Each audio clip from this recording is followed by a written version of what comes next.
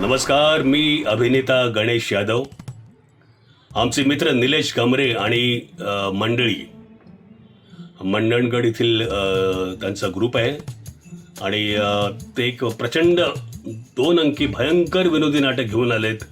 त्याचं नाव आहे गाडी चुकली आणि मंडणगडच्या सगळ्या रसिक प्रेक्षकांना विनंती आहे की ह्या नाटकाचा प्रयोग 29 मार्च रोजी संध्याकाळी 6 वाजता श्रीकृष्ण सभागृह भिंगलोळी इथे होणार आहे.